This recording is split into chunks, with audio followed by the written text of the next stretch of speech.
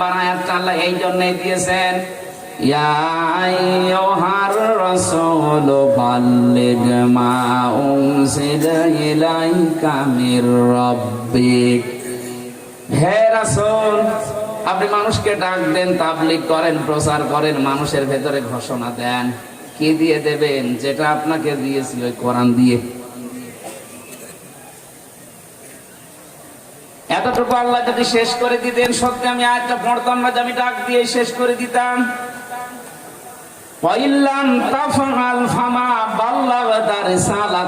আপনি যদি কোরআন দিয়ে দাওয়াত না দেন, কোরআনের প্রচার যদি আপনি না করেন, রিসালাতের দায়িত্ব পালন আপনার হয়নি।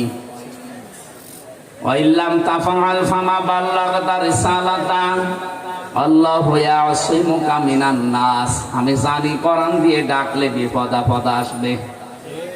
বিশ্ব নবী এই 40 থেকে 63 এই 23 বছর কোরআনে কারীম দিয়ে দাওয়াত দেওয়ার কারণে 82 বার টার্গেট হয়েছিলেন হত্যার।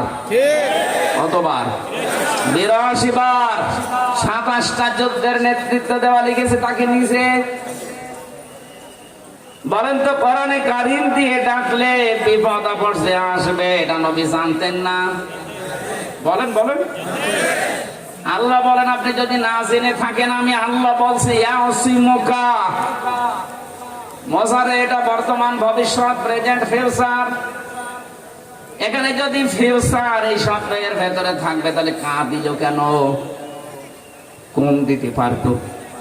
আল্লাহু ইয়াসিমুকুম, আমি আল্লাহ তোমাদেরকে বাঁচাবো। কা দিয়ে মুহাম্মদুর রাসূলুল্লাহকে শুধু ইন্ডিকেট করলেন কেন?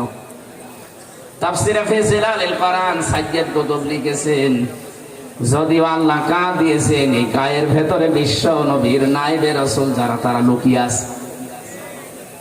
কিয়ামত পর্যন্ত নবীর ইলম নিয়ে, নবীর উপর নাযিলকৃত কোরআনের জ্ঞান যারা দুনিয়াতে অর্জন করছে, করবে, ওরা আক্ষরিক অর্থে ডাইরেক্ট ইনডাইরেক্ট বিশ্ব নবীর ওয়ারিস, নায়েব। কথা বলেন। তারা যদি সত্যি নবীর মতো কোরআন প্রচার করতে যায়, বিপদ আপদ মুসিবত যে আসবে না তা না, আসবে।